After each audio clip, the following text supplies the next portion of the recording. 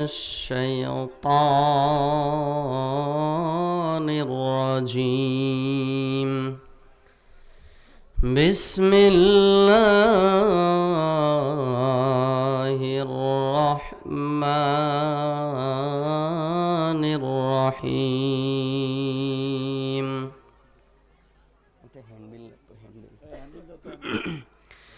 يا أيها الذين آمنوا قوا أنفسكم وأهليكم نارا وقودها الناس والحجارة وقال رسول الله صلى الله عليه وسلم ألا كلكم راع وكلكم مسؤول عن رعيته صدق الله العظيم وصدق رسوله النبي الكريم আলহামদুলিল্লাহ। শোলমারি দারুস সুন্নাহ হাফিজিয়া মাদ্রাসার হাফিজ ছাত্রদের দস্তরবন্দি উপলক্ষে 2 দিন ব্যাপী এক বিশাল ওয়াজ মাহফিলের আজ প্রথম দিন, প্রথম রজনী, প্রথম অধিবেশন। আজকের এই ঐতিহাসিক মাহফিলের সম্মানিত সভাপতি, প্রধান অতিথি সহ সম্মানিত ওলামা ইকরাম ও উপস্থিত প্রিয় মুসলমান দিনদার মুত্তাকি ভাই ও বোনেরা, আমরা সকলেই সর্বপ্রথম সেই মহান রবের দরবারে শুকরিয়া জ্ঞাপন করছি যে মহান রব আমাদেরকে ইশার সালাত জামাতের সাথে আদায়ের পরে আজকের এই তাফসিরুল কোরআন মাহফিলে কোরআন ও হাদিস থেকে কিছু কথা বলা এবং শোনার জন্য যে মহান রব আমাদেরকে তৌফিক দিয়েছেন, সুযোগ দিয়েছেন, এজন্য সেই মহান রবের দরবারে শুকরিয়া আদায় করি। আমরা সকলে পড়ি আলহামদুলিল্লাহ।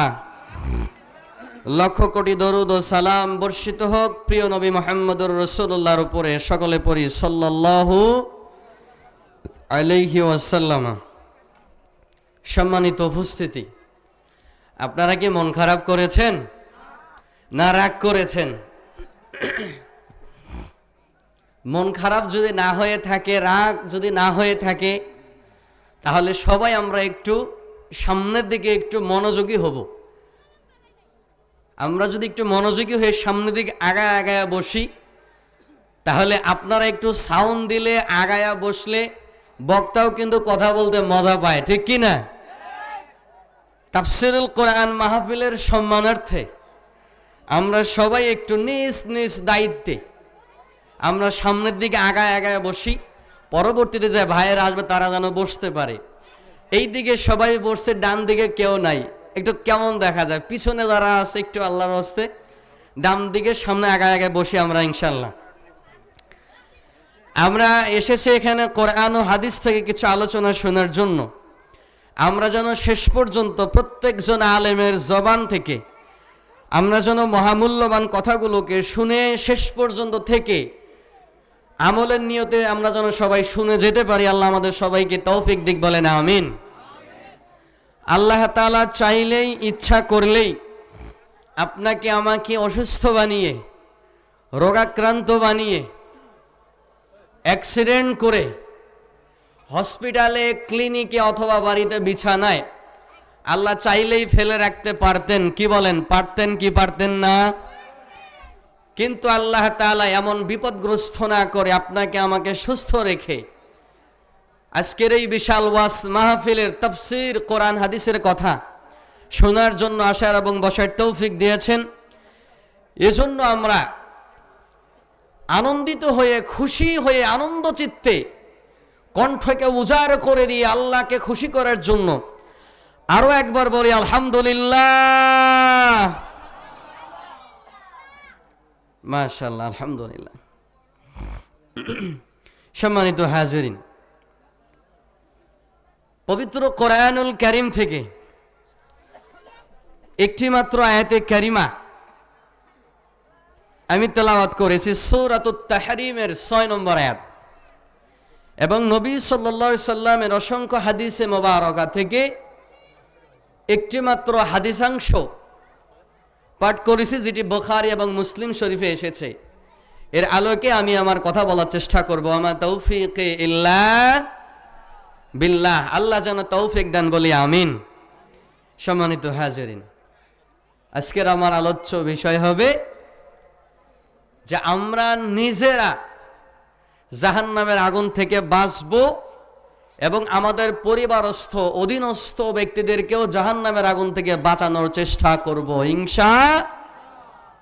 সম্মানিত হাজিরিন, আল্লাহ পাক রব্বুল আলামিন পবিত্র কোরআনুল কারীমের সূরাতুত তাহরিমের 6 নম্বর আয়াতের ভিতরে আল্লাহ তাআলা আমাদেরকে জানিয়ে দিচ্ছেন, ইয়া আইয়ুহাল্লাযীনা আমানু, হে ইমানদার বান্দাগণ, তোমরা যারা ঈমান এনেছো মুমিন বান্দারা, ও আনফুসাকুম, তোমরা নিজেরা জাহান্নামের আগুন থেকে বাঁচো, ওয়া আহলিকুম নার, এবং তোমাদের আহাল পরিবারস্থ ব্যক্তিদেরকে জাহান্নামের আগুন থেকে বাঁচানোর চেষ্টা করো। ওয়াকুদুহান নাসু ওয়াল হিজারা, আমরা যদি নিজেরা নিজেদেরকে জাহান্নামের আগুন থেকে না বাঁচাই, আমরা যদি ঈমানদার হওয়ার পরেও যদি জাহান্নামের আগুন থেকে বাঁচতে না পারি, রব্বুল আলামিন বলতেছেন তাহলে কি হবে? ওয়াকুদুহান নাসু ওয়াল হিজারা, এই মানুষ আর পাথরের মাধ্যমে রব্বুল আলামিন জাহান্নামটাকে ভর্তি করে দিয়ে দিবে। নাউজুবিল্লাহ। জাহান্নাম আল্লাহ কাদের দিয়ে ভর্তি করবে ভাই? মানুষ আর পাথর দিয়ে। এই জাহান্নামের আগুনের ভয়ে পাথরও কান্না করে, অথচ আমরা মানুষ কান্না করি না। আল্লাহর পয়গম্বর হযরত মুসা আলাইহিস সালাতু ওয়াস সালাম একদিন আল্লাহ পাকের সঙ্গে কথা বলার জন্য তুর পাহাড়ের দিকে অগ্রসর হলেন। রাস্তা দিয়ে যাচ্ছেন, হঠাৎ করে লক্ষ্য করলেন রাস্তার কোনো এক পাশ থেকে কান্নার আওয়াজ ভেসে আসছে। মনে হচ্ছে ছোট কোনো বাচ্চা ডুকরে ডুকরে কান্না করলে যেই পরিমাণে সাউন্ড হয়, এই পরিমাণে ডুকরে ডুকরে কান্না করছে, কান্নার সাউন্ড আসতেছে। নবী পয়গম্বর মুসা নবী তিনি চতুর্দিকে লক্ষ্য করতেছেন, খুঁজতেছিলেন কোথা থেকে কান্নার আওয়াজ আসে, কে কান্না করে। এই জন্য তিনি চতুর্দিকে খোঁজাখুঁজি শুরু করে দিলেন, কোথায় কান্না করে। খুঁজতে খুঁজতে লক্ষ্য করলেন রাস্তার এক পাশে পাথর বসে আছে, পাথর মাটির মধ্যে রাখা আছে। এই পাথরের শরীর থেকে পাথর দিয়ে পানি বেয়ে বেয়ে জমিনের মধ্যে পড়ে। পয়গম্বর সামনের দিকে আগায় গেলেন, পাথরের দিকে চলে গেলেন, গিয়া বলতেছেন, পাথর রে কি তোমার দুঃখ, কি হতাশা, কি দুর্দশা, কি কারণে তুমি কান্নাকাটি করেছো? পাথরের জবান খুলে গেল, আল্লাহ তাকে সক্ষমতা দিয়া দিলেন। পাথর বলতেছেন, নবী গো, আল্লাহ বলেছেন দুনিয়ার মানুষকে দেয়া যদি জাহান্নাম পরিপূর্ণ না হয়, জাহান্নাম গুলাকে যদি মানুষ দিয়া ভর্তি করা না হয়, তাহলে বিশাল আকৃতির বড় বড় যে পাথরগুলা আছে, রব্বুল আলামিন এই বড় বড় পাথরগুলাকে দিয়া জাহান্নামের বাকি অংশটাকে ভর্তি করে দিয়া দিবে। আগে পয়গম্বর, আমি পাথরকে যদি জাহান্নামের ভিতরে নিক্ষেপ করা হয়, আমি পাথর ওই জাহান্নামের আগুনটাকে সহ্য করতে পারবো না। ওই জাহান্নামের আগুনের ভয়ে, শাস্তির ভয়ে আমি পাথর কান্না করতেছি। আল্লাহর নবী মুসা বলেন, পাথর রে কান্না বন্ধ করো। পাথর বলে, আপনি যদি ওয়াদা দেন, আল্লাহর সঙ্গে কথা বলে যদি আপনি আমাকে প্রতিশ্রুতি দিতে পারেন যে রব্বুল আলামিন আমাকে জাহান্নামের আগুন থেকে মুক্তি দেবেন, শুধুমাত্র আমি সেই কথা শুনলে, প্রতিশ্রুতি পাইলেই আমি কান্না থামাবো, এর আগে না। সুবহানাল্লাহ। মুসা আলাইহিস সালাতু ওয়াস সালাম আল্লাহর কাছে আবদার জানালেন, ওগো রব্বে কাবা, তোমার মাখলুক, তোমার সৃষ্টি জীব পাথর কান্নাকাটি করছে জাহান্নামের আগুনের ভয়ে। তোমার এই মাখলুক জাহান্নামের আগুন থেকে মুক্তি চায়। আল্লাহ গো, চোখের পানি ফেলে ফেলে দিয়া কান্না করতেছে পাথর, দয়া করে মায়া করে আপনি পাথরদেরকে মাফ করে দেন। রব্বুল আলামিন তখন মুসা নবীকে বলেন, মুসা রে, যে পাথরগুলা কান্না করে করে তার গাটাকে ভিজায়া ফেলেছে, তুমি তাদেরকে সুসংবাদ দিয়ে দাও, আমি আল্লাহ তাআলা ওই পাথরগুলাকে জাহান্নামের ভিতরে ভরবো না। সুবহানাল্লাহ। সেই জায়গায় আশরাফুল মাখলুকাত, সর্বশ্রেষ্ঠ জীব মানুষ, এই মানুষ যদি চোখের পানি ফেলে দিতে পারে, রব্বুল আলামিন এই মানুষ যত গুনাহ করুক না কেন, বান্দার জিন্দেগির গুনাহগুলোকে মাফ করে দিয়ে আল্লাহ মানুষদেরকে জান্নাত দান করে দিয়ে দিবেন। সুবহানাল্লাহ। এই মানুষের চোখের পানি এতই মূল্যবান, মহামূল্যবান চোখের পানি।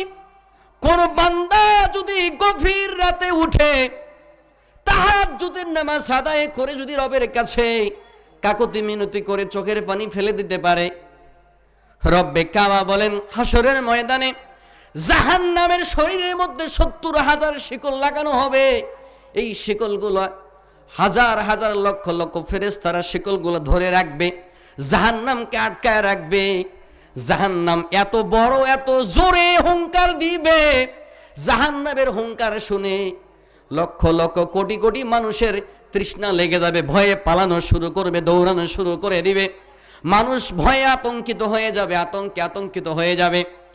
এই মানুষগুলোর ভিতর থেকে যে সমস্ত বান্দারা গভীর রজনীতে, শীতের রজনীতে উঠে আল্লাহ পাকের ইবাদত করে তাহাজ্জুদ পড়ে আল্লাহর কাছে ক্ষমা প্রার্থনা করবে এবং চোখের পানি ফেলে দেবে, এই বান্দা বান্দীদের চোখের 1 ফোঁটা অথবা 2 ফোঁটা চোখের পানি যদি কোনো বান্দা ফেলতে পারে, কিয়ামতের দিন সেই কঠিন মুসিবতের সময় জাহান্নাম যখন সামনের দিকে আগায় আসবে গ্রাস করার জন্য, মানুষকে ভক্ষণ করার জন্য, তখন ইমানদার বান্দার, আমলদার বান্দার, নামাজি বান্দার চোখের ওই 1 ফোঁটা 2 ফোঁটা পানিকে রব্বুল আলামিন এত পাওয়ার দিয়া দিবেন। নামাজি বান্দাকে বলবে, বান্দারে তোমার ওই পানিটাকে তুমি হাতের মধ্যে নাও আর জাহান্নামের দিকে পানিটাকে এভাবে ছিটায়া দাও, নিক্ষেপ করো। আল্লাহ পাকের হুকুমে তখনই আল্লাহর বান্দাগুলা, মানুষগুলা, ইমানদারগুলা তার ওই গভীর রাতের তাহাজ্জুদের চোখের পানিটাকে হাতের মধ্যে নিয়ে জাহান্নামের দিকে ছুটায়া দিবে, নিক্ষেপ করবে। সাথে সাথে জাহান্নাম এই পানিকে দেখে ভয়ে পিছন দিকে পিছায়া চলে যাবে। সুবহানাল্লাহ। তাহলে একজন ইমানদার বান্দার চোখের পানির কি পরিমাণ মূল্য, কথা বলেন ঠিক কি না? একজন ইমানদার বান্দার চোখের পানির এত বেশি মূল্য যে জাহান্নাম সুদ্ধা ভয়ে পালায়া যায়, পিছনে দৌড় শুরু করে দেয়। সুতরাং আমাদের ইমানদার বান্দাদেরকে অবশ্যই খেয়াল করতে হবে, আমাদের চোখের পানি ফেলতে হবে, ওই মহান রবের ইবাদত বন্দেগী করতে হবে। সম্মানিত হাজিরিন, আল্লাহর নবী সাল্লাল্লাহু আলাইহি ওয়াসাল্লাম বলতেছেন যে ও দুনিয়ার মানুষেরা, আমার উম্মতেরা শোনো, আলা কুল্লুকুম রাইন ওয়া কুল্লুকুম মাসউলুন আন রাইয়াতিহি।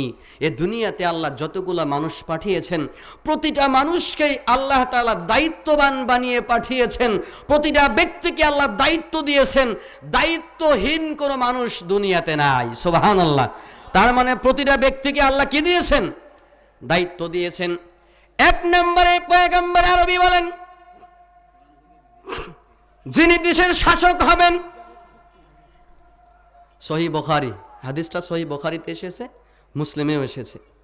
পয়গম্বর আরবি সাল্লাল্লাহু আলাইহি সাল্লাম বলেন, আল্লাহ তাআলা কাদেরকে কোন দায়িত্ব দিলেন? 1 নম্বরে যারা নেতা হবেন, নেতা। 1 নম্বরে যারা ইমাম হবেন, নেতা হবেন, যারা রাষ্ট্রটাকে যারা শাসন করবে, সমাজকে যারা পরিচালনা করবে। নবী আরবি সাল্লাল্লাহু আলাইহি সাল্লাম বলেন, এই নেতাদেরকে প্রশ্ন করা হবে, তুমি তোমার প্রজা যারা ছিল, তোমার এলাকাবাসী যারা ছিল, এদের সঙ্গে তুমি কিরূপ ব্যবহার করেছো, এদেরকে তুমি কেমন করে পরিচালনা করেছো, জিজ্ঞাসা করবে। ইমাম যিনি হবেন, ইমামকে জিজ্ঞাসা করবে, আপনি আপনার মুসল্লিদের প্রতি আপনি কি দায়িত্ব পালন করেছেন? আপনি আপনার মুসল্লিদেরকে হক কথাগুলো বলেছেন কি বলেন নাই? নামাজের দাওয়াত দিয়েছেন কি দেন নাই? হক এবং বাতিলের পরিচয় মুসল্লিদের সামনে আপনি উপস্থাপন করেছেন কি করেন নাই? হালাল হারামের কথাগুলো আপনি মুসল্লিকে জানিয়েছেন কি জানান নাই? এরপরে আল্লাহ তাআলা পুরুষদেরকে বলবেন, ও সমাজের পুরুষেরা, তোমাদেরকে দায়িত্ব দেওয়া হলো, তোমাদের পরিবারস্থ অধীনস্থ যে লোকগুলো আছে, তোমার স্ত্রী পুত্র সন্তান আদি ছেলে মেয়ে যারা আছে, এদেরকে তুমি তোমার ইসলামের পথে কতটুকুন তুমি পরিচালনা করেছো, এই বিষয়ে তোমাকে প্রশ্ন করা হবে। এরপরে এদেরকে বলা হয় রাখাল। নবীজির ভাষায় প্রতিটা ব্যক্তিকেই বলা হয় রাখাল। আমরা সবাই হলাম রাখাল। একজন পুরুষ তার অধীনস্থ ব্যক্তিদের ক্ষেত্রে রাখাল, একজন নারী তার স্বামীর ঘর সংসার এবং সন্তান আদির ক্ষেত্রে সে তাদের জন্য রাখাল, একজন নেতা তার সমাজের জন্য রাখাল, একজন রাষ্ট্রনায়ক তার পুরা রাষ্ট্রের সমস্ত মানুষদের জন্য রাখাল। রাষ্ট্রনায়ক হইল আমাদের সেবক, আর আমাদের দেশের রাষ্ট্রনায়করা নিজেকে এমন নেতা নেতা ভাব ধরে, সামনে কেউ আসলে লাথি দিয়া সরায় দেয়, মুসাফা করার টাইম নাই। কথা বলেন ঠিক কিনা? পয়গম্বর আরবি সাল্লাল্লাহু আলাইহি সাল্লামের আদর্শের দিকে যদি আমরা লক্ষ্য করি, তাহলে আমরা দেখতে পারবো নবী সাল্লাল্লাহু আলাইহি সাল্লাম মুসল্লিদের সঙ্গে, সাহাবায়ে কেরামের সঙ্গে কিরকম নমনীয় ব্যবহার করেছেন, নম্রতা ভদ্রতার কথা বলেছেন। কিন্তু বর্তমান জামানায় যারা আমাদের শাসক হচ্ছে, নেতা হচ্ছে, এদের ভাব দেখলে ভাবে আটে না। সম্মানিত হাজিরিন, এরপরে আসেন, একজন নারী যখন একটা পরিবারের ভিতরে থাকে, এই নারী তার স্বামীর ঘর সংসার সামলাবে। এরপরে ওই বাড়ি যেই লোকটা দাস থাকে, চাকর থাকে, এই চাকরের দায়িত্ব হচ্ছে তার মালিকের সম্পদগুলা রক্ষা করা। কোথায় কোন সম্পদ আছে সেই সম্পদগুলাকে ঠিকঠাক মতো রেখে দেওয়া, যাতে করে কোনো মানুষ চুরি করে নিয়ে যাইতে না পারে, ডাকাতি করে নিয়ে যেতে না পারে। সম্মানিত হাজিরিন, আমি একজন ইমাম হিসেবে, আমি একজন মুসল্লি হিসেবে, আমি একজন এলাকার সমাজসেবক নেতা হিসেবে আমি আমার সমাজের দায়িত্ব কতটুকুন পালন করতেছি, এই প্রশ্ন আমাদের সবাইকেই করতে হবে। কথা বলেন, হবে কি হবে না? আমি যদি আমাকে প্রশ্ন করি, তাহলে সমাজের অন্য মানুষ আমাকে প্রশ্ন করার সুযোগ পাবে না। কথা বলেন ঠিক কি না? কিন্তু আমরা মানুষেরা, জনগণেরা এমন মানুষদেরকে, এমন নিকৃষ্ট মানুষদেরকে, এমন গুনাহগার পাপিষ্ঠ ব্যক্তিদেরকে আমাদের নেতা নির্বাচন করি, যে নেতারা অন্যায় করতে করতে, পাপ করতে করতে আমাদের কাছে জবাবদিহিতার ভয়ে এলাকা ছেড়ে, বাড়ি ছেড়ে, দেশ ছেড়ে ভিন্ন দেশে পালায় যায় জীবন বাঁচায়। কথা বলেন ঠিক কিনা? সম্মানিত হাজিরিন, যে নেতা তার শুধু নিজের জীবনের চিন্তা করে, আমাদের চিন্তা করে না, জনগণের চিন্তা করে না, সমাজের চিন্তা করে না, ওই নেতাকে কখনো সমাজের জন্য কল্যাণকর হতে পারে? কখনোই সে কল্যাণকামী হতে পারে না। সে শুধু তার রাজনীতি করে তার পেটের জন্য, সে পেট নীতি করে। কথা বলেন ঠিক কিনা? সুতরাং এমন নেতাদের পিছনে আমাদের আর টাইম ওয়েস্ট করা যাবে না। কথা বলেন ঠিক কিনা? এত দুঃখ রাখবো কোথায়, রাখার জায়গা নাই ভাই রে, এত দুঃখ রাখবো কোথায়, রাখার জায়গা নাই, আমাদেরই কপালেতে শান্তি বুঝি নাই। ঠিক না? এত দুঃখ রাখবো কোথায়, রাখার জায়গা নাই ভাই রে, এত দুঃখ রাখবো কোথায়, রাখার জায়গা নাই, আমাদেরই কপালেতে শান্তি বুঝি নাই ভাই রে, আমাদেরই কপালেতে শান্তি বুঝি নাই। 5 ওয়াক্ত নামাজ পড়ে কপালে তার দাগ, মক্কাতে যায় না মের আগে লাগায় হাজি সাহেব। ঠিক না?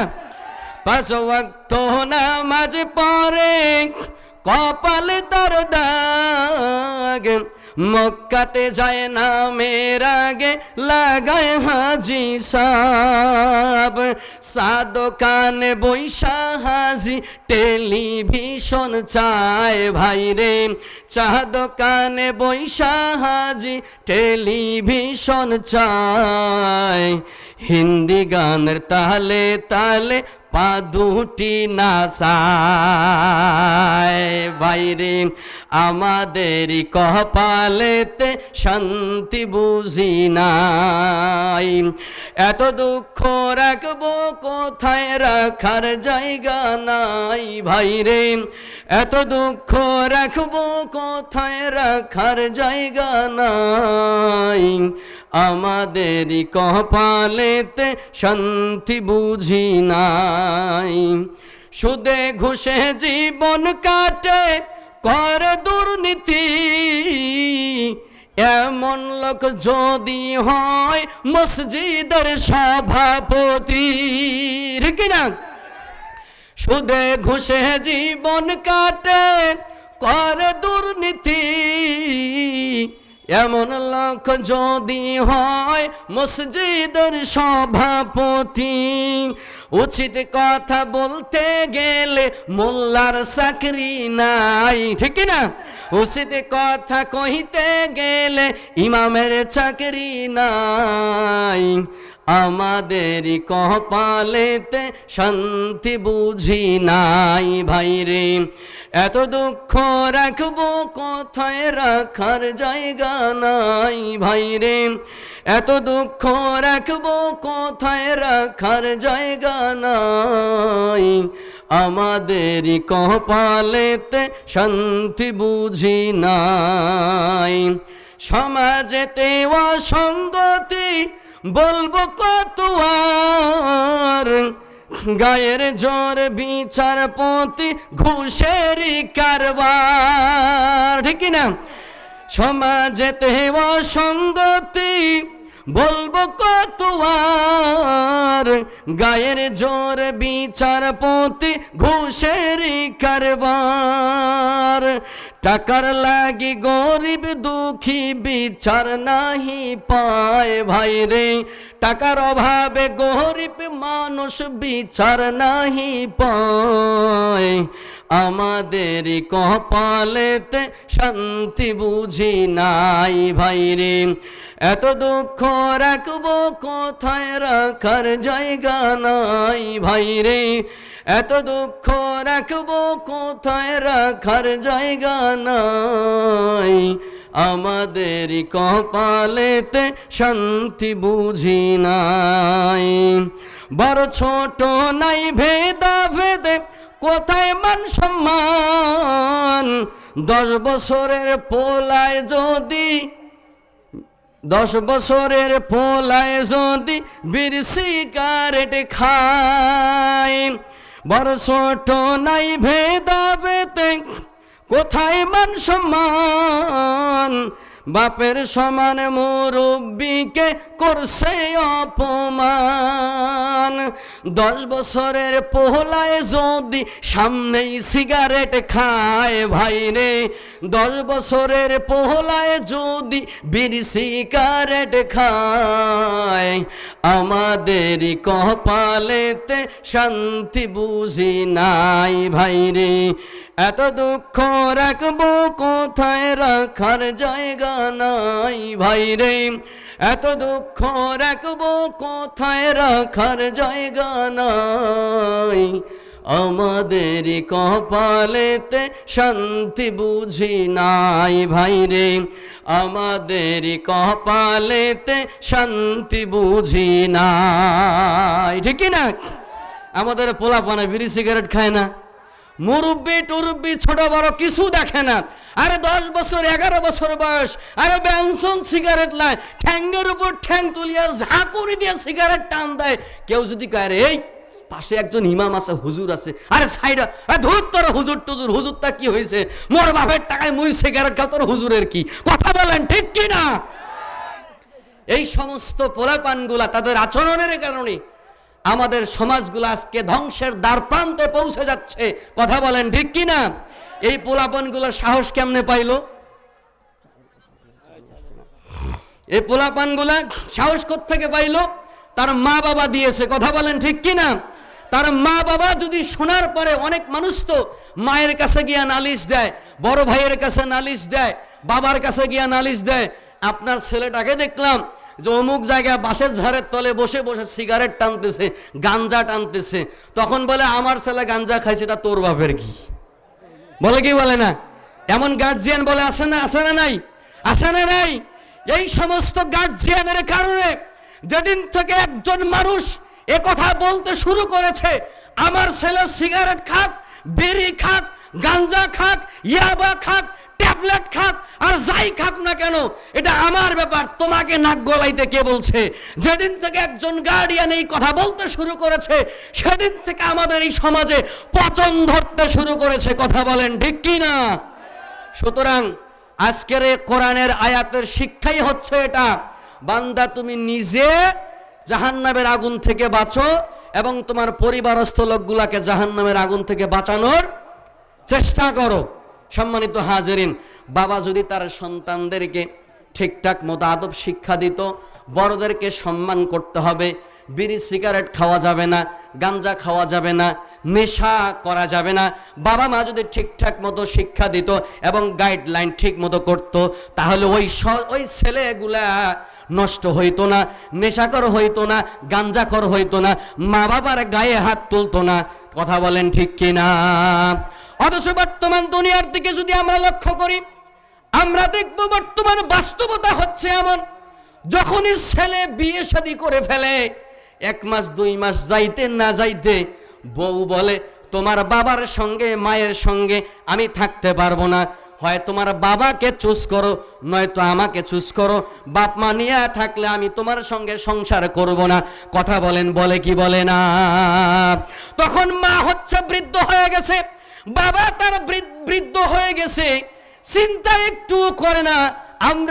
আমি যদি বউকে নিয়ে আলাদা হয়ে যাই, আমার মা তো রান্না করতে পারে না, বয়স হয়ে গেছে, কেমন করে খাবে, কেমন করে রান্না করবে, কেমন করে তার জীবনটাকে সে পরিচালনা করবে, এই চিন্তা ছেলে একটুখানিও করে না।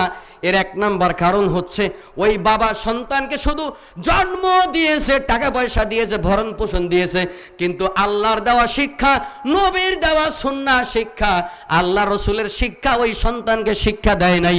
কথা বলেন ঠিক কিনা? সুতরাং আল্লাহ পাকের এই কোরআনের কথার বাস্তবায়ন আমাদের করা লাগবে। বলেন লাগবে কি লাগবে না? যদি আমরা এই বাস্তবায়ন করি, আমাদের সন্তানদেরকে আমরা যদি দ্বীনি শিক্ষা দিয়ে এরপরে ডাক্তার বানান, ইঞ্জিনিয়ার বানান, প্রফেসর বানান, যা মনে চায় বানান, কোনো অসুবিধা নাই, কিন্তু আগে আল্লাহর দ্বীন শিক্ষা দিতে হবে। সবাই একটু কালিমা পড়ি, লা ইলাহা সুবহানাল্লাহ আলহামদুলিল্লাহ লা ইলাহা। কি ভাই, কালিমা পড়লে কি গুনাহ হয়? কেউ আঘাত করে? কালিমা পড়লে সব, প্রতিটা অক্ষরে আল্লাহ তাআলা 10টি করে নেকি দান করেন। সুবহানাল্লাহ। একটু পড়ি না, জিকির করি না, লা ইলাহা।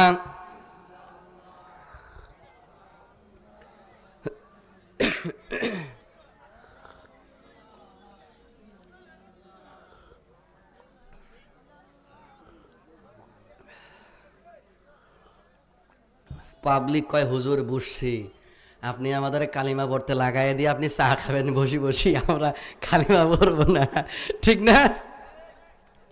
সম্মানিত হাজিরিন, একটুখানি লক্ষ্য করেন, আমরা আমাদের পরিবারের সন্তানকে যদি শুরু থেকে দিন শিক্ষা দেই, ইসলাম শিক্ষা দেই, এরপরে স্কুলে দেন, কলেজে দেন, ভার্সিটিতে দেন, বাইরের দেশে পাঠায় দেন, ডক্টরের ডিগ্রি নিয়ে আসেন, কোনো অসুবিধা নাই, কিন্তু সর্বপ্রথম শিক্ষাটা আমাদের দেওয়া লাগবে আল্লাহর কোরআনের শিক্ষা।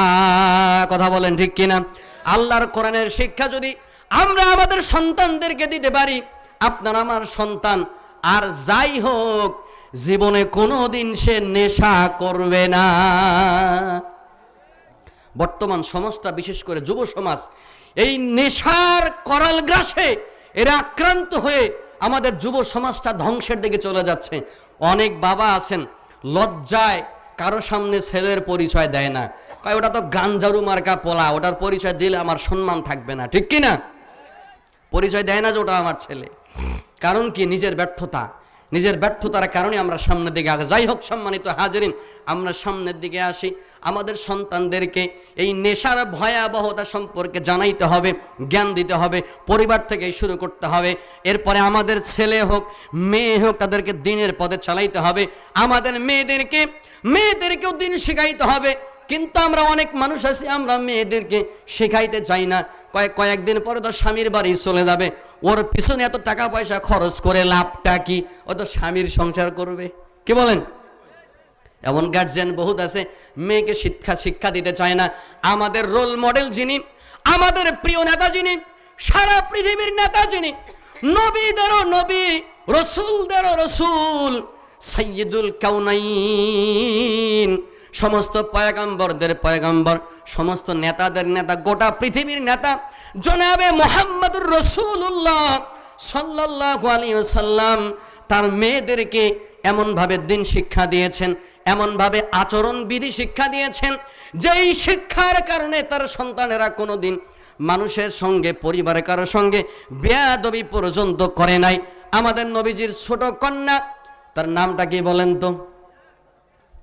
আমাদের নবীর ছোট মেয়ের নাম কি? ফাতেমা। মাশাআল্লাহ। যুবকেরা দ্রুত বলতে হবে। যুবকদেরকে যদি জিজ্ঞেস করা যায় অমুক মুভির নায়কের নাম কি, ধারাম করে বলে দিবেন। তামিলনাড়ুর একদম হিরোর নাম কি, টপ করে বলে দিবেন। সব পারেন। বাংলাদেশের সব নায়ক নায়িকাদের নাম বলতে পারেন, হ্যাঁ, পর্ন স্টারদের নাম বলতে পারেন, সব পারেন। নবীদের নাম, সাহাবীদের নাম, নবীদের স্ত্রীদের নাম, যারা আমাদের রোল মডেল, এদের নাম আপনারা বলতে পারেন না। এটা আমাদের কপাল পোড়া জাতি আমরা। কথা বলেন ঠিক কি না? জানতে হবে, শিখতে হবে। আমাদের পয়গম্বরের ছোট কন্যার নাম ছিল ফাতেমা রাদিয়াল্লাহু তাআলা আনহা। আল্লাহর নবী সাল্লাল্লাহু আলাইহি ওয়াসাল্লাম তার কন্যা ফাতেমাকে তার চাচাতো ভাই আলী রাদিয়াল্লাহু তাআলা আনহুর সঙ্গে বিবাহ দিয়েছেন। একদিন আল্লাহর বান্দী নবীজির কন্যা বাড়িতে খাবার দাবার কোনো কিছু নাই, অনেক কষ্টের ভিতরে আছে, দৌড়ে গেছে বাবার বাড়িতে। আজকে 3 দিন থেকে খাই নাই, পেটের ভিতরে কোনো খাবার নাই, একটু বাবার বাড়িতে যাই সন্তানদেরকে নিয়ে, হয়তো বাবার বাড়িতে কোনো কিছু খাবার থাকতে পারে, সেই খাবারগুলা খাইলে হয়তো আমি একটু পেটের মধ্যে শান্তি পাবো, অন্তরটা তৃপ্তি পাবে। এই জন্য বাবার বাড়িতে গেছে, গিয়া দরজায় নক দিয়েছেন, নাড়া দিয়েছেন। ভেতর থেকে আওয়াজ আসলো। পয়গম্বর আরবি বললেন, কে আছো বাইরে? ফাতেমা বলেন, নবী গো, আপনার কলিজার টুকরা ফাতেমা। আমি দরজাটা খুলে দেন। নবী সাল্লাল্লাহু আলাইহি সাল্লাম তার দরজাটা খুলে দিলেন। খুলে দেওয়ার পরে ফাতেমা ঘরের ভিতরে প্রবেশ করলেন। করার পরে ফাতেমাকে জিজ্ঞাসা করলেন, নবীজি, ফাতেমার কি খবর? খাওয়া দাওয়া করেছো না? কি অবস্থা, কোনো সমস্যা? ফাতেমা বলেন, নবী গো, আজকে 3 দিন যাবত আমি কোনো খাবার দাবার পাই নাই, আমার কাছে কোনো খাবার নাই। বাড়িতে তোমার জামাই কোনো কিছু ব্যবস্থা করতে পারে নাই, যার জন্য আজকে 3 দিন যাবত না খেয়ে আমি পড়ে আছি গো। আব্বাজান, আপনার ঘরে কোনো খাবার থাকলে একটু আমাকে দেন। নবী বলেন, ফাতেমা রে, তুমি ফাতেমা আজকে 3 দিন থেকে খাও নাই, আর আমি পয়গম্বর আজকে 7 দিন থেকে না খাওয়া আছি। নবীর কাছে তখন ফাতেমা বলেন, নবী গো, আপনি একজন নবী, আল্লাহর কাছে আপনি যা চাইবেন আল্লাহ আপনাকে তাই দেবেন। কিন্তু নবী হওয়া সত্ত্বেও, নবীদের নবী, রসুলদের নবী, সমস্ত কুল কায়নাতের সবারই নেতা আপনি। এত বড় নেতা হওয়ার পরেও, এত বড় নবী রসুল হওয়ার পরেও আপনি 7 দিন থেকে না খায়া থাকেন। আপনার কলিজার টুকরা কন্যা সন্তান 3 দিন থেকে না খায়া থাকে, এটা কেমন কথা গো নবী? আল্লাহর নবী মনের ভিতরে কষ্ট পাইলেন। মেয়ের কথা শোনার পরে বলেন, ফাতেমা রে, তুমি কি দুনিয়া চাও নাকি আখিরাত চাও? এ ফাতেমা, তুমি যদি দুনিয়া চাও তাইলে সামনের দিকে আগাও রে ফাতেমা। সামনে আমার ঘরের ভিতরে জায়নামাজ বিছানো আছে। ও মুসলমান, আল্লাহর নবী ঘরের ভিতরে বসে বসে সুন্নত নামাজ আদায় করতেন, নফল নামাজ আদায় করতেন, আর ফরজ নামাজগুলা শুধু মসজিদের ভিতরে গিয়ে আদায় করতেন। আমাদের সমাজের মানুষেরা যদি দেখে আমাদের ইমাম সাহেব মসজিদে সবার আগে ঢোকে না, সুন্নত পড়ে না, তাইলে বলে আমাদের ইমাম সুন্নতি পড়ে না, বলে কি না? কয় ইমাম মানুষ সবার আগে আগে মসজিদে আসবে, ইমামকে দেখে দেখে আমরা শিখব, উনি পড়বে, ওনার পিছনে পিছনে আমরাও পড়বো। ইমাম কেন জানি সুন্নতি পড়ে না, শুধু এক জায়গায় ইমামকে দেখেন, বাকি জায়গায় কেন দেখেন না? বাকি জায়গায় ইমাম মিথ্যা কথা বলে না, বাকি জায়গায় ইমাম চগলখড়ি করে না, আপনি তো মিথ্যা বন্ধ করেন না, চগলখড়ি বন্ধ করেন না। ইমাম তো সুদ খায় না, আপনি তো সুদ খাওয়া বন্ধ করেন না। ইমাম তো ঘুষ খায় না, আপনি তো ঘুষ খাওয়া বন্ধ করেন না। আপনি শুধু সুযোগ খোঁজেন ইমামের ভুল ধরার জন্য। কথা বলেন, শুধু ভুল ধরার জন্য লেগে আছে। আল্লাহ নবী বলেন, ফাতেমা রে, আমার যে জায়নামাজ আছে ঘরের ভিতরে, একটু কান লাগান এই দিকে। আমি যেই জায়নামাজের মধ্যে দাঁড়ায়া দাঁড়ায়া গভীর রাতে আমার আল্লাহকে সিজদা দেই, জায়নামাজের একটা কর্নার ধরে একটু উঠাও, জায়নামাজের কোনা ধরে উঠাও, তোমার যা লাগে তুমি সেখান থেকে নিয়ে নাও। ফাতেমার সামনের দিকে আগায় গেছে, আগায় গিয়া দেখে জায়নামাজের একটা কোনা ধরে উপর দিকে উঠাইছে, দেখে নিচে জায়নামাজের নিচে অনেকগুলা কলসি রাখা আছে। আপনারা কলসি চিনেন তো, পানি রাখা কলসি, কলস। এই কলসির ভিতরটা পুরাটা স্বর্ণ রৌপ্য দিয়া ভর্তি করা আছে। নবী বলেন, ফাতেমা রে, তোমার যদি আখিরাত দরকার না থাকে, নাও নাও সেখান থেকে তুমি নিয়ে নাও। তোমার কতগুলা দরকার তুমি সেখান থেকে স্বর্ণ মুদ্রা নিয়ে নাও, রৌপ্য মুদ্রা নিয়ে নাও রে ফাতেমা। কিন্তু মনে রাখবা ফাতেমা, দুনিয়ায় তুমি পেয়ে যাবা, আখিরাতে তোমার জন্য কোনো কিছুই থাকবে না। ফাতেমা বলেন, নবী গো, আমি আমার ভুলটা বুঝতে পেরেছি গো নবী, আমার দুনিয়ার কোনো দরকার নাই। 3 দিন কেন 7 দিনও যদি না খায়া থাকা লাগবে, এরপরও আমি না খেয়ে থাকবো, কিন্তু আমি দুনিয়ার বিনিময়ে আখিরাত কখনো হারাইতে চাই না।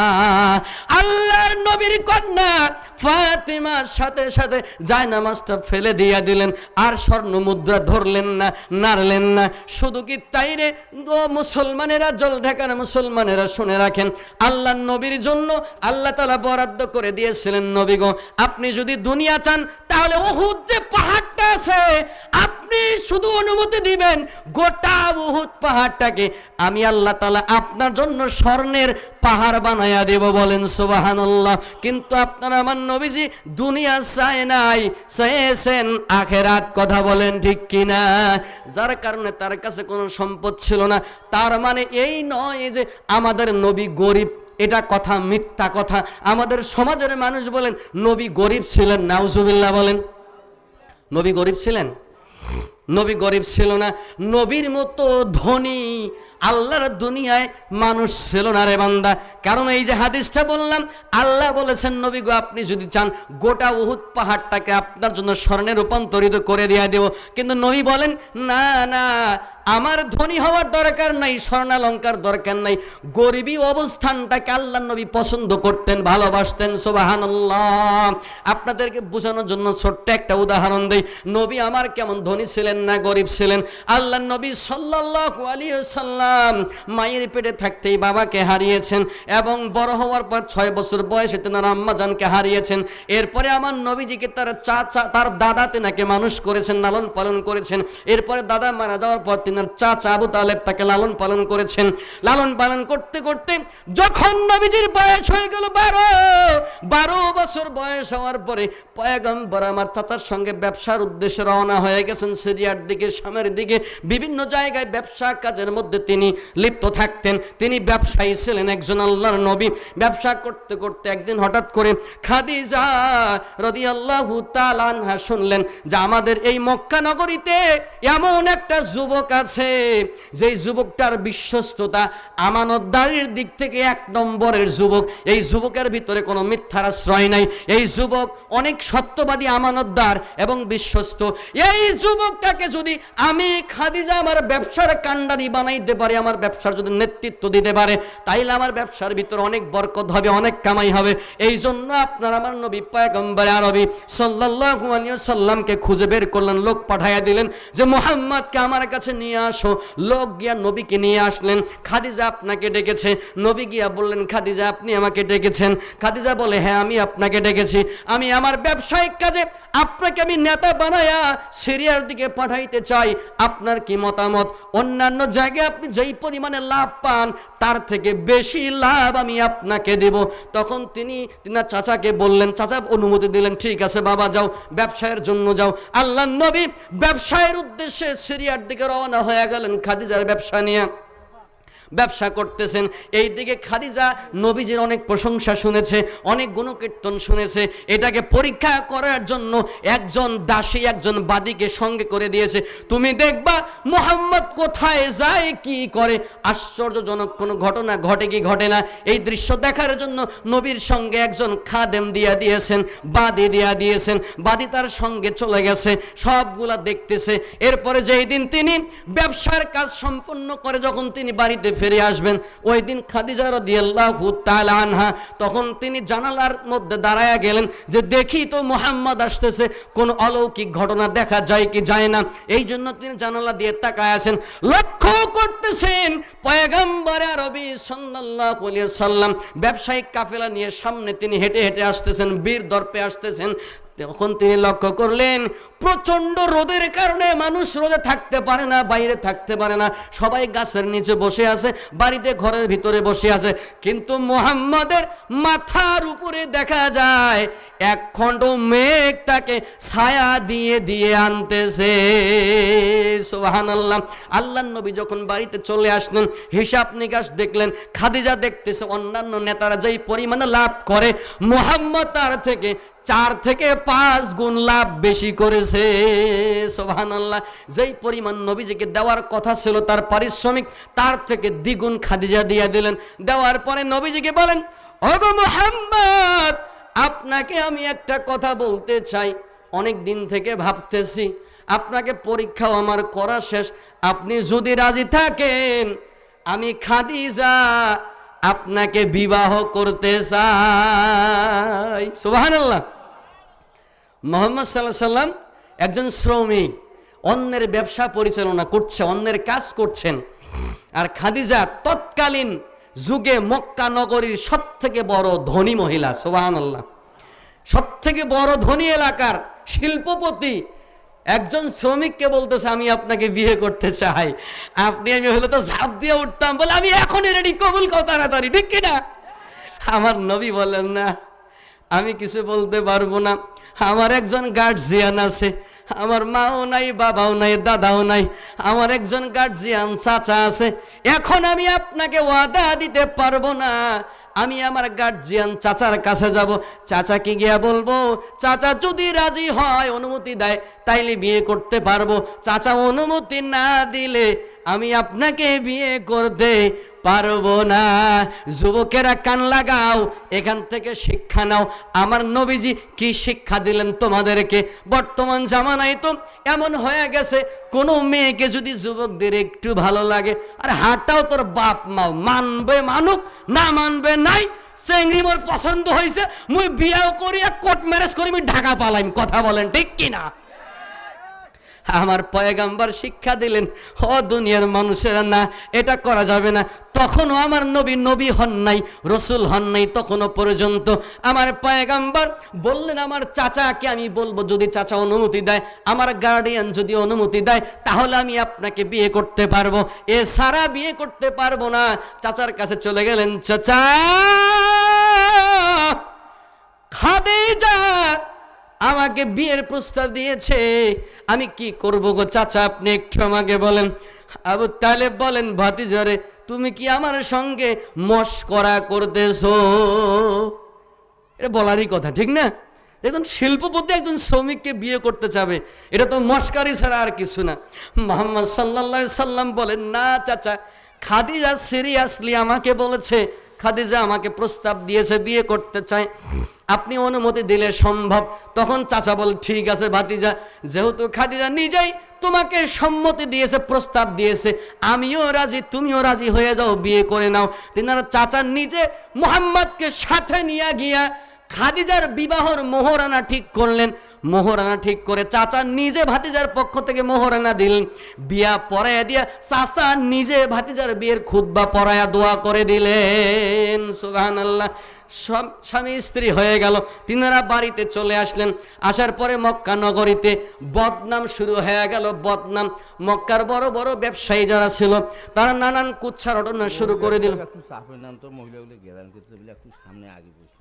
সম্মানিত মা বোনেরা, আপনাদেরই তো ওয়াজ চলতেছে, সেই মা বোনেরাই যদি বিশৃঙ্খলা করে তাইলে তো আর কিছুই থাকে না, ঠিক কি না? মা বোনেরা, আপনারা আমাদের মায়ের জাতি, বোনের জাতি, আপনাদের মনগুলো অনেক নরম। আপনাদেরকে আমি অনুরোধ করছি, মা, আল্লাহর হস্তে আপনাদের সামনের দিকে আগায় আসেন। পুরুষের তুলনায় মায়েরা অনেক বেশি ওয়াজ শুনে, ঠিক কি না? এজন্য আপনারা আপনাদের পরিবেশটা নষ্ট করবেন না। আপনারা চেপে চেপে বসেন, সামনের দিকে আগায় বসেন। যুবক ভাইরা আপনারাও আগায় আসেন, এই যে অনেক ভাইরা পিছনে দাঁড়ায় আছে, আপনারাও একটু আগায় আসেন। ইনশাল্লাহ কিছুক্ষণের মধ্যে হয়তো দ্বিতীয় বক্তা চলে আসবে ইনশাল্লাহ। যত সাজানো গুছানো মাঠ পাবে বক্তারা তত ওয়াজ করে মজা পাবে, ঠিক কি না? আপনারাও শুনে মজা পাবেন তখন। এজন্য সবাইকে বলবো আগায় আগায় বসি। মা বোন যারা আছেন এদিক সেদিক দাঁড়িয়ে আছেন, যেমন তেমন করে জায়গা দখল করে আছেন, আপনাদের প্রতি আমার আহ্বান থাকবে, আল্লাহর হস্তে চেপে চেপে বসে আপনি নিজেও বসেন, অন্য মা বোনদেরকে বসার সুযোগ করে দেন।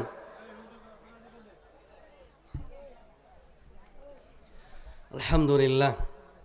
কি বলতেছিলাম? নবীজি তার স্ত্রীকে সাথে নিয়ে চলে আসলেন, খাদিজাকে নিয়ে মক্কা নগরীতে। তখন একটা বদনাম শুরু হয়ে গেল, সি সি, খাদিজা এটা কেমন কাজ করলো?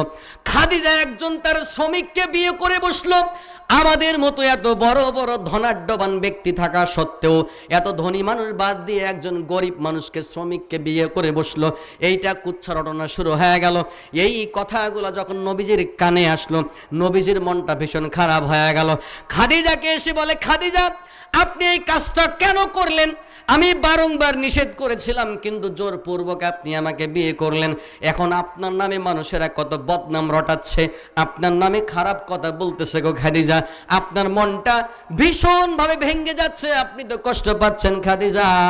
খাদিজা বলেন, নবী গো, আপনি কষ্ট পাবেন না, আপনি ধৈর্য ধরেন, উচিত জবাব আমি সময় মতো দিয়ে দেব।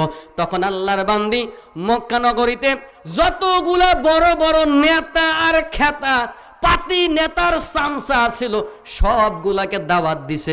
আপনারাও বিয়ে করলে মানুষকে দাওয়াত খাওয়ান, তো দাওয়াত খাওয়ান না? শুধু বিয়ের দাওয়াত? এখন তো মানুষ মারা গেলে 3 দিনের দিনও গোটা এলাকার দাওয়াত দেয়, আবার গেটও দেখেন টেবিল আর খাতা কলম নিয়ে বইছে। কথা বলেন? আরে মরা বাপের মরা, মায়ের মরা বাড়ি, সেই মরা বাড়ি তো খাতা কলম নিয়ে বইছে। আইসো, খাও আর টাকা দিয়ে যাও। এটা তো দাওয়াত খাওয়ানো না, এটা একটা ব্যবসা। কথা বলেন ঠিক কি না? বিয়ে বাড়িতেও ব্যবসা চলে, মরা বাড়িতেও ব্যবসা শুরু হয়ে গেছে এখন। নবীর স্ত্রী খাদিজা রাদিয়াল্লাহু তাআলা আনহা বলেন, নবী গো, আপনি বিচলিত হবেন না, আপনার টেনশন নেওয়ার কোনো কারণ নাই। তিনি সবাইকে দাওয়াত দিলেন, যত নেতা খাতা ছিল, যত ব্যবসায়ী ছিল, সবাইকে খাদিজা রাদিয়াল্লাহু তাআলা আনহা দাওয়াত দিয়ে নিজের বাড়িতে নিয়ে আসলেন। আসার পরে সবাইকে বসায়া দেওয়া হলো, সবার সামনে খাবার রেডি করে দেওয়া হলো। খাবার দেওয়ার পরে খাদিজা বলতেছে, আমি আগে কিছু কথা বলবো, এরপরে তোমরা খাওয়া শুরু করবে। এরপরে খাবার পরিবেশন করা হলো। তখন বলতেছে, ও মক্কাবাসীরা শুনে রাখো, ও ধনাঢ্য ব্যক্তিরা, ধনী মানুষেরা, বড় বড় ব্যবসায়ীরা শুনে রাখো, মার্চেন্ট ব্যবসায়ী যারা আছো কান খুলে শোনো। এই মক্কা নগরীতে সব থেকে বড় ধনী বড় ব্যবসায়ী কে? তোমরা একটু বলো। সবাই বলে খাদিজা। এটা বলার আর কি আছে? আপনি খাদিজাই তো সব থেকে বড় ব্যবসায়ী, বড় ধনী। আমার কথা বুঝতেছেন ভাই? কথা বলিনি, একটু মনোযোগ দেন। আপনারা কথা বলে তো আমার আলোচনার মুড বসার নষ্ট হয়ে যাবে। খাদিজা বলতেছে মক্কা নগরীতে সব থেকে ধনী মানুষকে, বড় ব্যবসায়ীকে, সবাই সমস্বরে বলে উঠল, খাদিজা আপনি তো বড় ব্যবসায়ী, আপনি হইলেন বড় ধনী, এটার আর বলার কি আছে? খাদিজা বলেন, ও মক্কা নগরীর মানুষেরা শুনে রাখো, আমি যখন সব থেকে বড় ধনী, আমার সমস্ত সম্পদগুলাকে আমার স্বামী মুহাম্মদের পায়ের নিচে রেখে দিলাম, সবগুলার মালিক আমি মুহাম্মদকে বানায় দিলাম। এখন বলো তো কে ধনী? আপনারা বলেন কে ধনী? নবী ধনী। নবী কে ধনী? খাদিজার যা ছিল সব নবী সাল্লাল্লাহু আলাইহি সাল্লামকে দিয়ে দিলেন। তাহলে এখন কে ধনী হইল? নবীজি ধনী হইল। তখন খাদিজা বলেন, ও মক্কার ব্যবসায়ীরা, এবার বলো তো তোমরা ধনী নাকি মুহাম্মদ সব থেকে ধনী? সবার মুখ কালা হয়ে গেছে। কই এখন তো আমাদের থেকে মুহাম্মদ ধনী হইল। খাদিজা বলেন, মুহাম্মদ, মক্কার মানুষেরা শুনে রাখো, মুহাম্মদ সব থেকে গরিব ছিল, টাকা পয়সা ছিল না, আমার সম্পদ দিয়ে মুহাম্মদকে সম্পদশালী বানায় দিলাম। এবার তোমাদের থেকে বড় ধনী হইল আমার স্বামী মুহাম্মদুর রাসূলুল্লাহ। সুতরাং তোমাদের আর কথা বলার কোনো জায়গা থাকলো না। আমি মক্কার সর্বশ্রেষ্ঠ ধনীকেই বিয়ে করেছি, তোমাদের মতো কাঙ্গালকে আমি বিয়ে করি নাই। সুবহানাল্লাহ। মুখ আন্ধার করে কালা করে খেয়ে উঠে আস্তে করে চলে গেল। কেউ না খায়া চলে গেছে, আর খাওয়ার মুড আছে, অপমান হয়েছে, আর খায় থেকে চলে গেল। ও মুসলমান, এই ঘটনাটা আমি আপনাদের সামনে এই জন্য উপস্থাপন করলাম যে আল্লাহর নবী গরিব ছিলেন নাকি ধনী ছিলেন? সত্যিকার অর্থে আমাদের নবীজি অনেক ধনী ছিলেন, কিন্তু নবীজিকে যতগুলো সম্পদ খাদিজা তাকে মালিক বানায় দিলেন, একটা সম্পদ নবীজি নিজের কাজে ব্যবহার করেন নাই, নিজের জন্য রাখেন নাই। সমস্ত সম্পদগুলাকে তিনি দিনের জন্য, ইসলামের কাজে তিনি সবগুলা দান করে দিয়েছেন। সুবহানাল্লাহ। ও দুনিয়ার মুসলমানেরা, বলতেছিলাম যে ও ইমানদারের, আল্লাহ বলতেছেন তোমরা নিজেরা জাহান্নামের আগুন থেকে বাঁচো এবং পরিবারের লোকগুলাকে জাহান্নামের আগুন থেকে বাঁচাও। আমি নিজে নামাজ পড়লাম, রোজা করলাম, হজ করলাম, যাকাত দিলাম, দান সদকা করলাম, নিজে জাহান্নামের আগুন থেকে বাঁচলাম। আমার পরিবারের লোকেরা, তাদেরকেও তো বাঁচানোর দরকার আছে। কেমন করে বাঁচাবো একটুখানি আমরা যদি লক্ষ্য করি। আমার নবীজির কন্যা, যে কথাটা বলতেছিলাম, নবীজির ছোট মেয়ের নাম কি? ফাতেমা রাদিয়াল্লাহু তাআলা আনহা। মেয়েকে বিয়ে দিয়েছেন চাচাতো ভাইয়ের সঙ্গে, আলী রাদিয়াল্লাহু আনহুর সঙ্গে। স্বামী স্ত্রীর মধ্যে বলেন তো ঝগড়াঝাটি হয় কি হয় না? ঝগড়া হয়? আপনাদের হয়? সবার মধ্যেই হয়। মাঝে মধ্যে কখনো নবীর সঙ্গেও স্ত্রীদের সঙ্গে একটু ভুল বোঝার কারণে মনোমালিন্যতা হয়েছে, কিন্তু আল্লাহ তাআলা সেটা সংশোধন করে দিয়েছেন। হযরত আলী রাদিয়াল্লাহু তাআলা আনহুর সঙ্গে ফাতেমার সঙ্গে একটু তর্ক বিতর্ক হয়েছে। ফাতেমা রেগে মেগে একেবারে লাল হয়ে, অগ্নিশর্মা হয়ে ঘর থেকে বের হয়ে নবীজির বাড়িতে চলে গেছেন। ও দুনিয়ার মানুষের, আপনাদেরকে বলে যাই, আমাদের সমাজে যদি এমনটা হয়, মেয়ে জামাইয়ের সঙ্গে ঝগড়া করে চলে আসছে, আমরা গার্জিয়ান কি বলি? আসছিস ভালো হইছে। গোলামের বেটার এত সাহস, মোর বেটি গাইলায়, মোর বেটি ডাঙ্গায়, আয় বাড়িতে ওয়াসে ভালো চ্যাংরার সাথে তোকে বিয়াও দেন। কথা বলেন, কথা বলেন। গার্জিয়ান বলে কি বলে না? আমার নবীজির কলিজার টুকরা সন্তান ফাতেমা রাদিয়াল্লাহু তাআলা আনহা বাড়িতে এসেছে, জামাইয়ের সঙ্গে ঝগড়া করে, কথা কাটাকাটি করে। নবী আমার বলে, ফাতেমা রে, তুমি আসছো, কিন্তু আমার জামাই আলী কোথায়?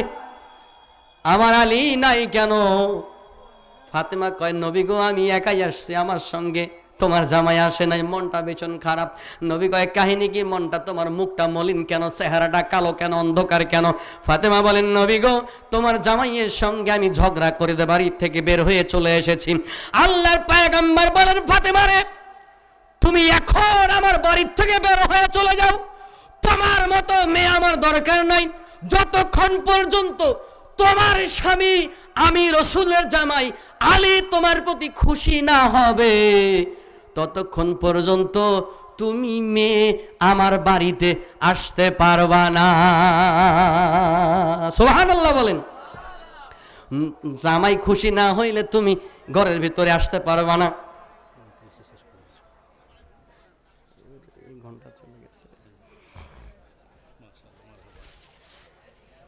নারায়ে তাকবীর।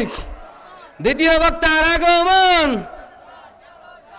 ময়নার বাজারের পক্ষ থেকে লিল্লাহে তাকবীর।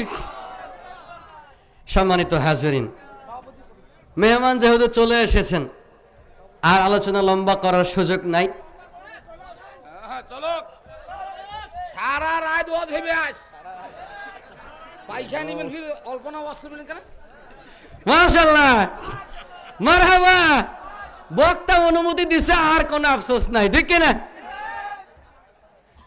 আজ সারা রাত চলবে। সম্মানিত হাজিরিন, আমলিক নাই, প্রেতাত্মা আছে, তো প্রেতাত্মা আছে। গতকালকে এক জায়গায় মাহফিলে একটা গান গাইলাম। গান গাওয়ার পর আমি আমার আলোচনা 10 মিনিট আগায় চলে গেছি। পাশ থেকে কেরামান কাতিবিন থাকে না, কেরামান কাতিবিন দুই পাশে থাকে। এরা কয়ছে, হুজুর আরে হাসিনার কথা বাদ দিয়ে ওয়াজ করেন। ওয়াজ বললাম কেন?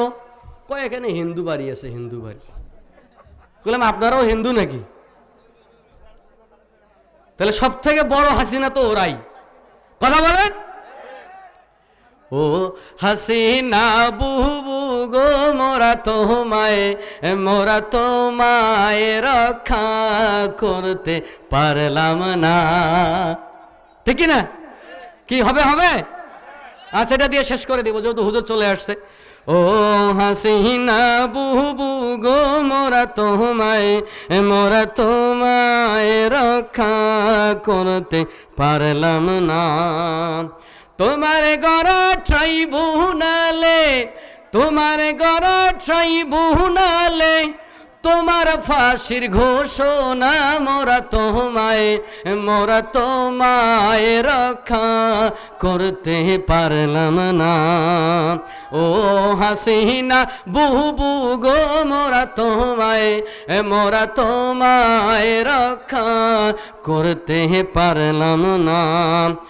সুসময় ছিলাম তোমার ওই আঁচলেরই তলে, চেটে পুটে খাইছি সবই জ্ঞাতি গোষ্ঠী মিলে। ঠিক না? সুসময়ে ছিলাম তোমার ওই আঁচলেরই তলে, ওই চাইটা পুইটা খাইছি সবই 14 গোষ্ঠী মিলে। এখন তুমিও নাই, আমরাও নাই। ঠিক না? এখন তুমিও নাই, আমরাও নাই, সবই মিথ্যা ছলনা। মোরা তোমায় রক্ষা করতে পারলাম না। ও হাসু, বলেন না কেন যুবকরা, বলেন না কেন? ও হাসু আপা গো, মোরা তোমায় রক্ষা করতে পারলাম না। ভেবেছিলাম বুবু তুমি এই দেশটা তোমার বাবার। ঠিক না? নিজের খাহেশ করতে পূরণ স্বপ্ন ভাঙছ সবার। ঠিক না? ভেবেছিলাম বুবু তুমি এই দেশটা তোমার বাবার, নিজের স্বপ্ন করতে পূরণ স্বপ্ন ভাঙছ সবার। এখন ঠেলা বুঝো জালা বুঝো, ও ঠেলা বুঝো জালা বুঝো, জুলুমের ফল ভালো না। মোরা তোমায় রক্ষা করতে পারলাম না। ও খুনি হাসিনা, মোরা তোমায় রক্ষা করতে পারলাম না। শাসক যখন শোষক হয়ে জুলুমবাজি করে, মাজলুমানের অভিশাপে এভাবেই তো মরে। শাসক যখন শোষক হয়ে জুলুমবাজি করে, মাজলুমানের অভিশাপে এভাবেই তো মরে। এখন তওবা করো, পীর সাউরে ধরো। এখন তওবা করো, পীর ধরো, গুছাও কবর সামানা। মোরা তোমায় রক্ষা করতে পারলাম না। ও হাসুয়া পাগো মোরা তোমায় রক্ষা করতে পারলাম না। ঠিক কিনা? জুলুমবাজি এটা কি করা ভালো? জুলুমের বিরুদ্ধে কথা কোরআনে আছে না নাই? জুলুমের কথা হাদিসে আছে না নাই? ন্যায় বিচারের কথা, ইনসাফ ভিত্তিক সমাজ প্রতিষ্ঠার কথা আল্লাহর কোরআনে বলেন আছে না নাই? সুতরাং কোরআনের কথা হবে, জুলুমের বিরুদ্ধে কথা হবে, মাজলুমের পক্ষে কথা হবে। কথা বলেন ঠিক কিনা? এর জন্য কারো অনুমতির দরকার আছে? সম্মানিত উপস্থিতি, বক্তা যেহেতু চলে এসেছে, আমি আমার অসমাপ্ত আলোচনা, এখনো যে আলোচনা সাজানো আছে এখনো 2 ঘন্টা যাবে ইনশাল্লাহ। যাই হোক, যেহেতু এলাকাতে আছি, আপনাদেরই পাশে শৈলমারি মণিগঞ্জের ডাঙ্গা হাফেজিয়া মাদ্রাসা ও মসজিদের দায়িত্বে আছে আলহামদুলিল্লাহ। আমার বাসা হচ্ছে পঞ্চগড়, হাফেজ মাওলানা রবিউল ইসলাম পঞ্চগড়ি। আপনারা সবাই আমার জন্য দোয়া করবেন, আমি আপনার জন্য দোয়া করব ইনশাল্লাহ। আল্লাহ আমাদের সবাইকে কোরআন হাদিস মোতাবেক আমাদের জীবনটাকে, আমাদের পরিবারকে, আমাদের সমাজকে, আমাদের রাষ্ট্রকে পরিচালনা করা আল্লাহ আমাদের তৌফিক দিক বলে আমিন। সেই সাথে আমি আমার সময়ের সংক্ষিপ্ততার কারণে অসমাপ্ত আলোচনা এখানেই শেষ করছি। আমি যদি কাউকে কষ্ট দিয়ে থাকি মনে, আল্লাহর ওয়াস্তে ক্ষমা প্রার্থী। কি মনে কষ্ট নিলেন? মন খারাপ করলেন? কষ্ট পাইলে ক্ষমা প্রার্থী আমি ইনশাল্লাহ। ক্ষমা করা যাবে তো ইনশাল্লাহ? আর সঠিক কথা বলে থাকলে আমরা সবাই মানার চেষ্টা করবো। মা তৌফিক ইল্লা বিল্লাহ ওয়া আখিরু দাওয়ানা আলহামদুলিল্লাহি রাব্বিল আলামিন। আসসালামু আলাইকুম ওয়া রাহমাতুল্লাহি ওয়া বারাকাতুহু।